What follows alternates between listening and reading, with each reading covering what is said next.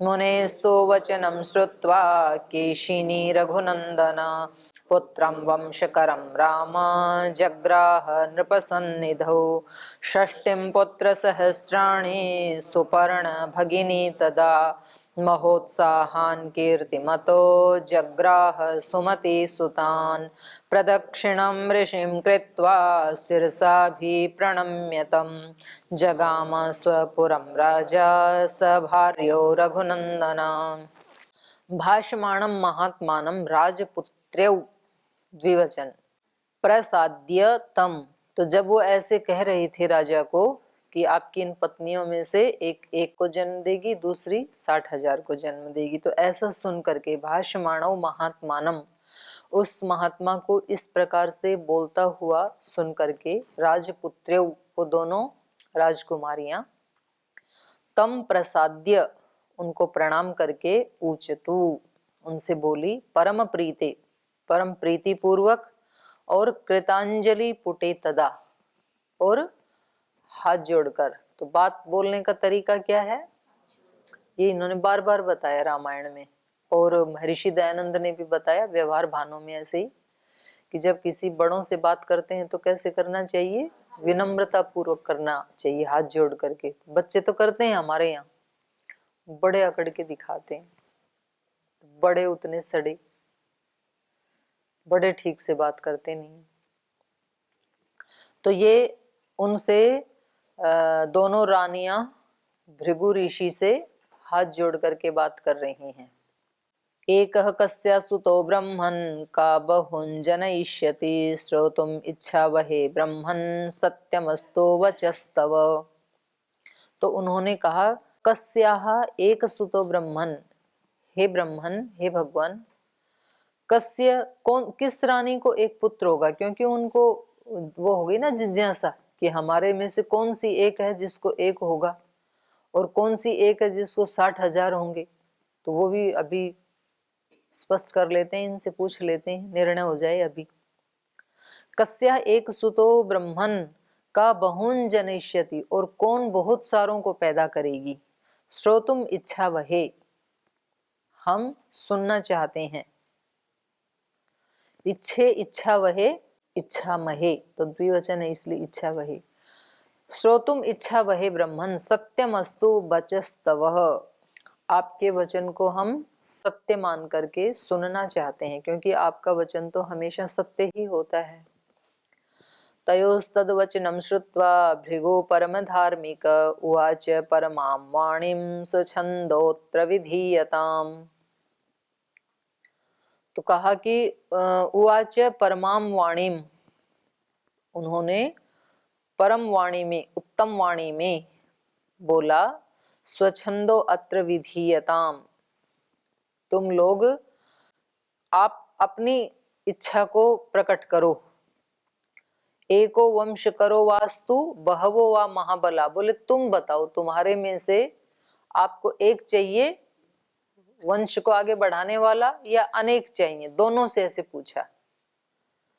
स्वच्छंद तो अत्र विधीयताम, माने स्वच्छंद होकर के, निर्भीक होकर के आप यहाँ पर बताओ, एको वंश करो वा बहवो महाबला वा अस्तु, आपके पास एक पुत्र आना चाहिए या बहुत सारे पुत्र आने चाहिए, दोनों से पूछा ऐसे। कीर्तिमंतो महोत्साह का वा कम वरम इच्छति, आप में से आपको कीर्ति करने वाले, महान उत्साह वाले बहुत सारे पुत्र चाहिए, या एक ही पुत्र वंश को आगे बढ़ाने वाला चाहिए, ऐसे दोनों से बारी बारी से पूछा उन्होंने। मुनेस्तु वचनं श्रुत्वा केसिनी रघुनंदन पुत्रं वंशकरं राम जग्राह नृपसन्निधौ। तो ऐसे जब मुनि ने उनसे ही ऑप्शन पूछा, तो मुनि के वचनों को सुनकर के जो बड़ी रानी थी केशिनी, हे रघुनंदन, केशिनी ने कहा, पुत्रम वंशकरम राम जग्राह नृप सन्निधौ, मैं चाहती हूँ कि नृप सन्निधौ, राजा की सन्निधि में रहने वाले एक पुत्र को मैं जन्म दूं, जो आगे वंश को आगे बढ़ाएगा। पुत्रम वंशकरम राम, हे राम, उन्होंने, केशिनी ने ऐसे कहा कि अपने पिता की सन्निधि में रह करके जो वंश को आगे बढ़ाए, ऐसे एक पुत्र को मुझे पाने की इच्छा है।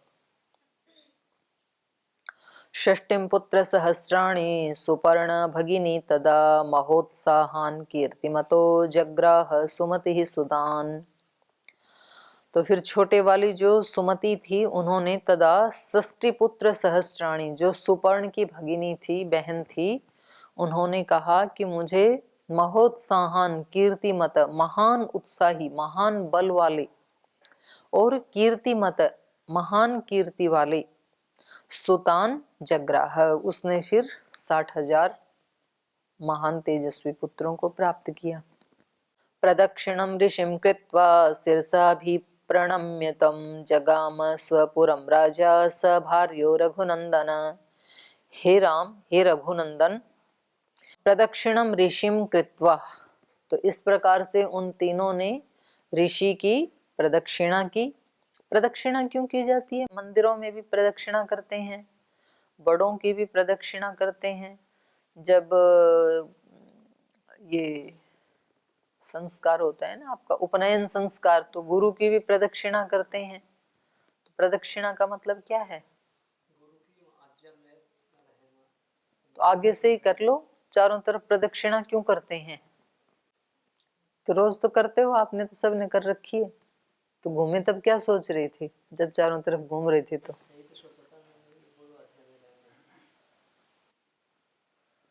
तो उसमें चारों दिशाओं में स्थित जो दिव्य शक्तियां हैं उनके सामने हम ये संकल्प करते हैं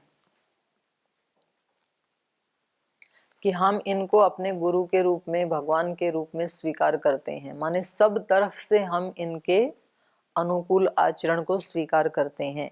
और ऐसे ही भगवान की प्रदक्षिणा की जाती है कि चारों दिशाओं में जो दिव्य शक्तियां हैं उन सब की साक्षी में हम इनकी आज्ञा में जिस भी भगवान की प्रदक्षिणा करते हैं हम 100% सच्चाई से रहेंगे।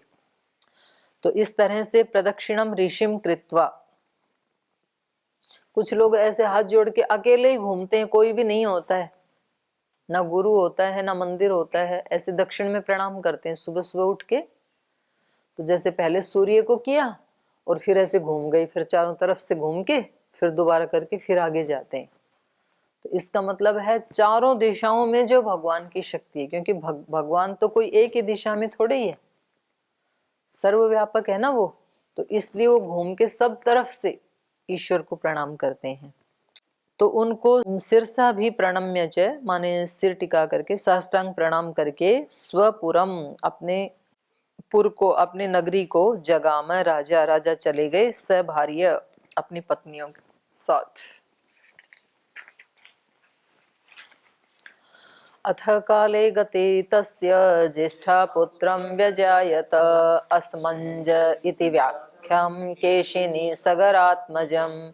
सुमतेस्तो नरव्याघ्र गर्भस्तुम्भं व्यजायत षष्ठे पुत्र सहस्राणि तुम्बभेदात् विनिश्रिताः। घृतपूर्णेषु कुम्भेषु धात्र्यस्तान् समवर्धयन् कालेन महता सर्वे यौवनं प्रतिपेदिरे। अथ दीर्घेण कालेन रूपयौवनशालिनः षष्ठे पुत्रसहस्राणि सगरस्याभवंस्तदा। स च ज्येष्ठो नरश्रेष्ठ सगरस्यात्मसंभवः। बालान् गृहीत्वा तु जले सरव्या रघुनन्दन प्रक्षिप्य प्राह सन्नित्यं मञ्जस्तान् निरीक्षवैः। अथ गते काले, समय बीत जाने पर, तस्य ज्येष्ठा पुत्रम व्यजायत, उस राजा को ज्येष्ठ रानी ने पुत्रम व्यजायत, बड़ी वाली रानी ने पुत्र को पैदा किया। असमंज इति ख्यातम, तो कहीं कहीं यहाँ इसका नाम असमंज है और पुराणों में असमंजस आता है उसका नाम। तो उन्होंने असमंज नाम के पुत्र को पैदा किया। केसिनी सगरात्मजम, केसिनी और सगर का जो पुत्र है वो असमंज इस नाम से विख्यात हुआ, प्रसिद्ध हुआ। सुमतिस्तो नरव्याघ्र गर्भतुम्बं व्यजायत षष्ठे पुत्र सहस्राणि तुम्बभेदात् विनिश्रिताः। तो इनको भी ऐसे ही हुआ जैसे गांधारी को हुआ। जो छोटी रानी थी, हे नर व्याघ्र गर्भ तुम्बम व्यजायत, उसको जो संतान पैदा हुई उसका जो गर्भ था वो तुम्बे जैसी, मतलब उसकी कोई आकृति नहीं, उसको भी ऐसे हुआ था, मांस का, उसकी आकृति नहीं थी। तो इनको भी तुम्बा जैसे ऐसा एक उत्पन्न हुआ उसके गर्भ से। षष्टी पुत्र सहस्राणी तुम्ब भेदात विनिश्रिता, जब उसको तोड़ा गया तो उसके 60,000 टुकड़े हो गए। तो घृत पूर्णेशु कुंभेशु, उनको फिर घी से पूर्ण कुंभ में रखा गया, घड़ों में रखा गया उनको। वैसे ये तो आयुर्वेदिक वो तो है ट्रीटमेंट, पहले तो उसी में ही तो रखते थे। राजा दशरथ को भी तो तेल में रखा गया, जब तक भरत जी नहीं आ गई तब शायद आइस नहीं होगी उनके पास, या आइस बर्फ बनाने के कुछ फ्रीजर आदि नहीं होंगे, ऐसी टेक्नोलॉजी नहीं होगी। जो भी है, जब भरत जी को तो आने में 3 दिन लगे थे, फ्लाइट तो थी नहीं उस समय, रथ से ही आते थे। तो तब तक दशरथ को तेल में रखा गया। और मैंने ऐसी भी कहानियां सुनी कि कुछ जो बिल्कुल उस पे थे ना, अचेत बेहोश, वेंटिलेटर के ऊपर, बिल्कुल थोड़ा थोड़ा उनमें प्राण था, ऐसे लोगों को पूरा तेल में डुबो के रखा या मिट्टी में दबा के रखा तो पुनः चेतना आ गई उसमें। तो ये चिकित्सा तो है आयुर्वेद की, मिट्टी की चिकित्सा, मिट्टी में भी जीवन मिलता है, तेल में डुबो के रखते हैं या घी में डुबो के रखते हैं। तो ऐसे ही इनको भी घृत पूर्णेशु कुंभेशु धात्र्यः, जो धात्री धाय, इतनी तो धाई रखनी पड़ेगी, माँ कैसे संभालेगी 60,000 को। तो जो उनकी धाय थी, तान समवर्धयन, उनको उसमें घी से पूर्ण कुंभ में उनको बढ़ाया। कालेन महता सर्वे यौवनम प्रतिपेदिरे, और समय के साथ उन सभी ने महता यौवनम प्रतिपेदिरे, महान यौवन को प्राप्त किया। तो बचपन से ही जो घी में डूबे हुए हैं तो बलवान तो बनेंगे, तगड़े तो बनेंगे। अथ दीर्घेण कालेन रूप यौवनशालिन षष्ठी पुत्र सहस्राणि सगरस्य भवम तदा। तो तब दीर्घेण कालेन, लंबे समय के बाद, ये जो रूप यौवनशालिन, रूप यौवन से युक्त, षष्ठी पुत्र सहस्राणि, 60,000 पुत्र, सगरस्य अभवंस्तदा, सगर के 60,000 पुत्र हुए। तो बाकी प्रजा की तो जरूरत ही क्या है, अपनी ही प्रजा इतनी हो गई, अपने ही पुत्रों की इतनी ही पहले वो होती थी जनसंख्या।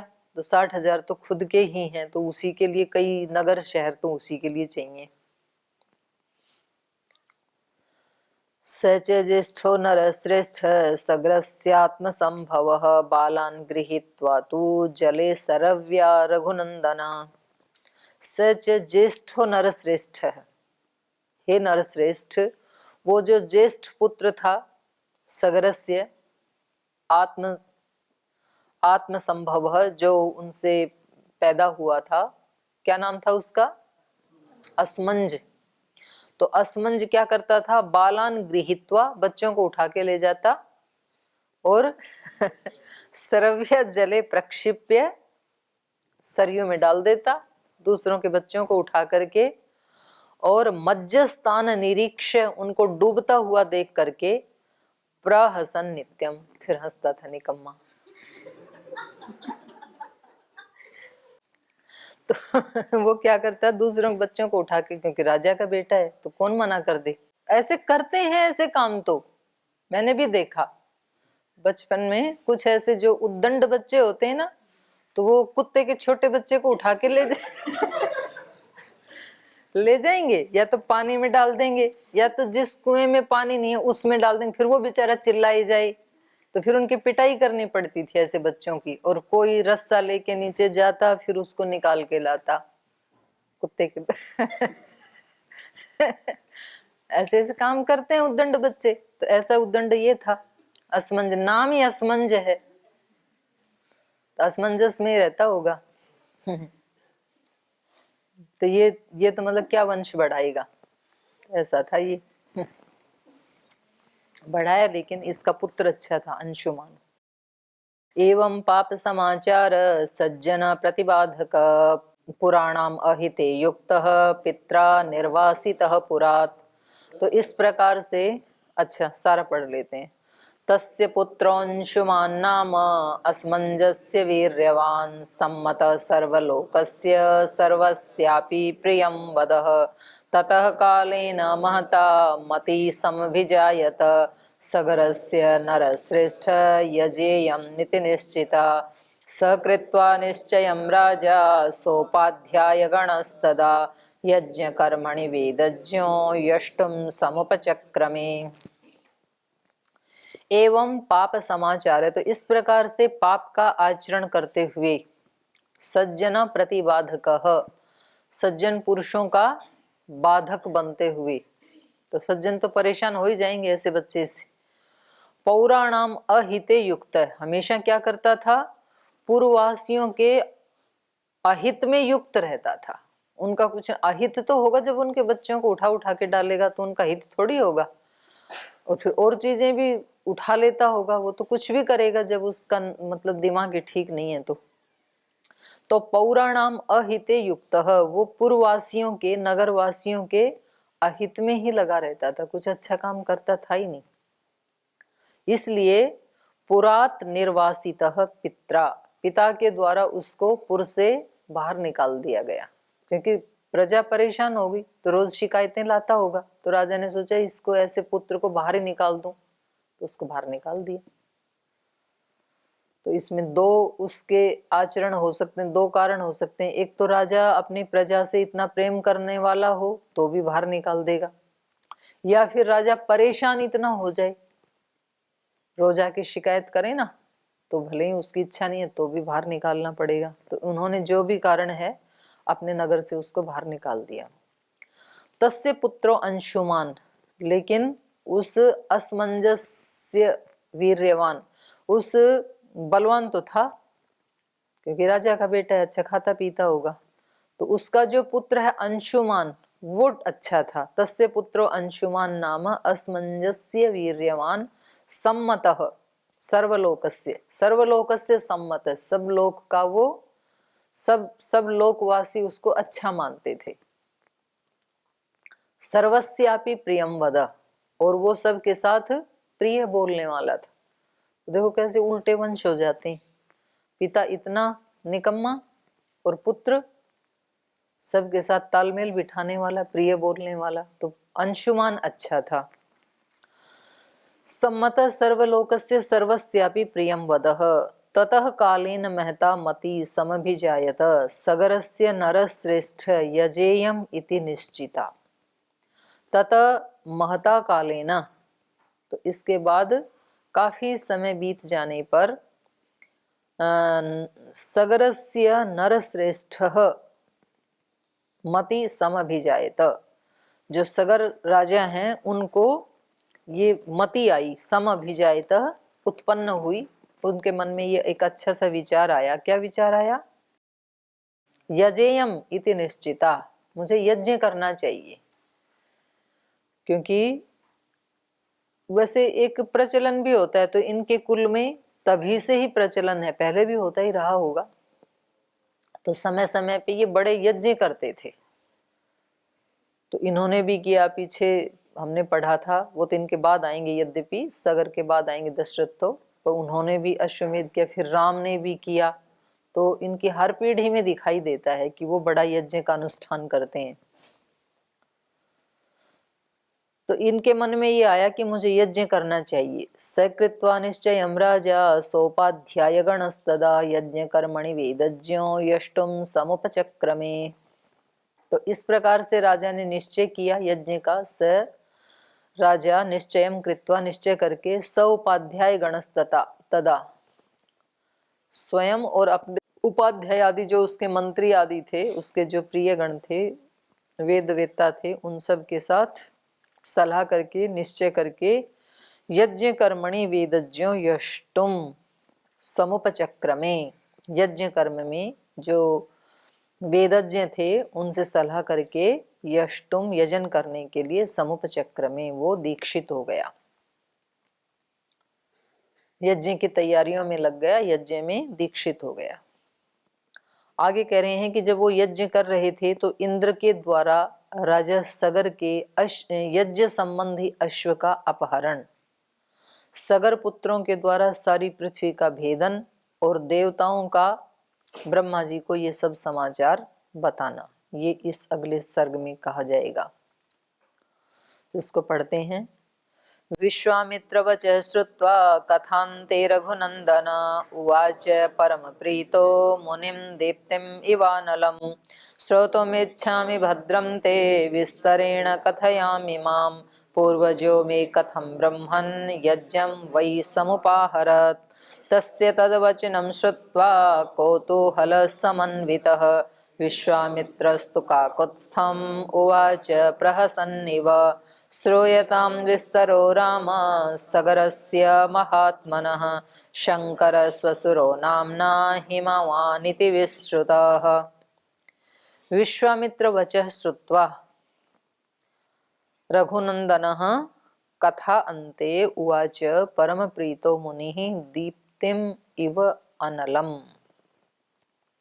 तो इस प्रकार से विश्वामित्र के वचनों को सुनकर के, विश्वामित्र सुना रहे हैं, श्री राम सुन रहे हैं, तो इनके वचनों को सुनकर के कथा अंते, कथा के अंत में जब ये सुना रहे हैं तो कथांते रघुनंदन उवाच, जब उन्होंने बोलना बंद किया तो श्री राम ने उनसे कहा परम प्रीत, प्रीति पूर्वक, मुनिम, विश्वामित्र मुनि से कहा। और मुनि कैसे हैं? दीप्तम इव अनलम, उनकी दीप्ति कैसे है? तेजस्वी हैं वो, जैसे कि अग्नि का तेज हो, ऐसे तेजस्वी मुनि विश्वामित्र को श्री राम ने कहा। श्रोतुमिच्छामि भद्रं ते विस्तरेण कथामिमां पूर्वजो मे कथं ब्रह्म यज्ञं वै समुपाहरत्। भद्रम ते, हे ऋषि, हे मुनिवर, आपका कल्याण हो।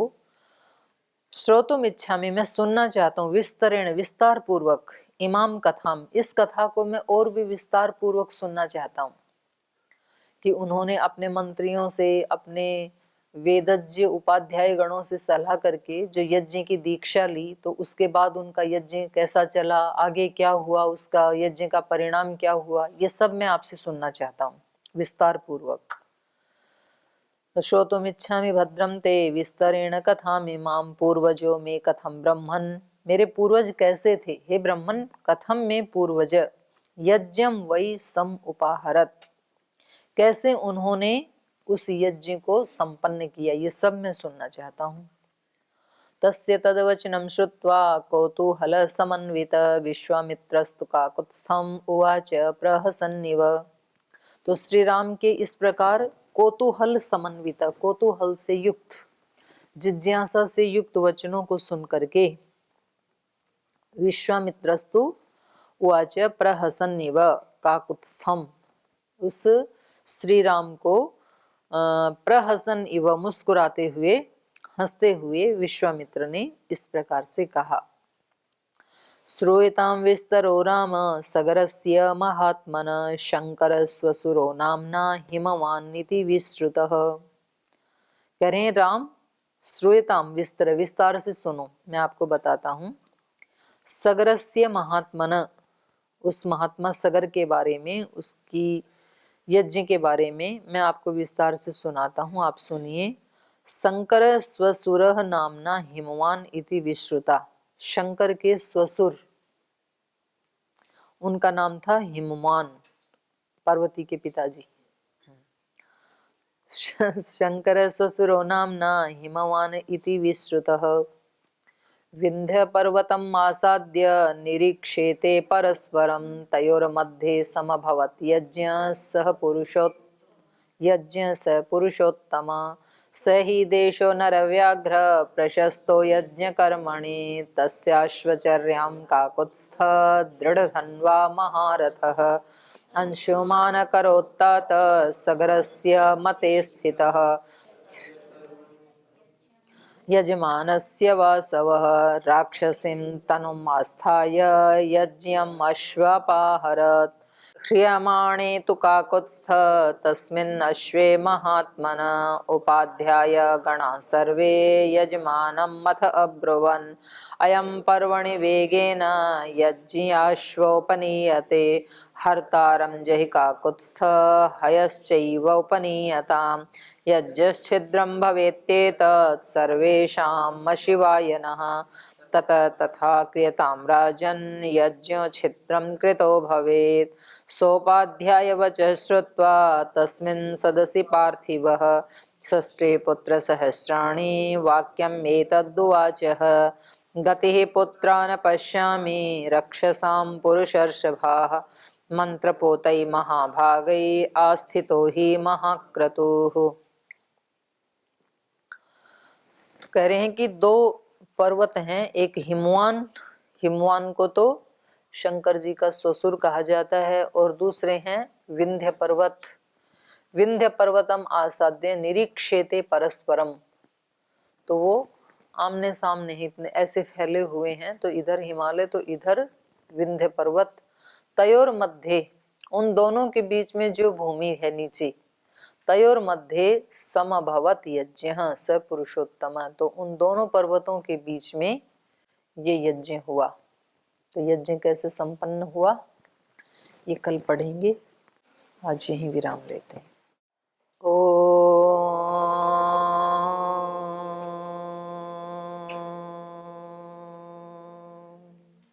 शांति शांति शांति। श्री गुरुभ्यो नमः। राम का गुणगान करिए, राम का गुणगान करिए, राम प्रभु की भद्रता का सभ्यता का ध्यान धरिए, ध्यान धरिए, राम का गुणगान करिए, राम का गुणगान करिए, राम के गुण गुण चिरंतन, राम के गुण गुण चिरंतन, राम गुण सुमिरन रतन धन, राम गुण सुमिरन रतन धन, मनुजता को कर विभूषित, मनुज को धनवान करिए, ध्यान धरिए, राम का गुणगान करिए, राम का गुणगान करिए, राम का गुणगान करिए।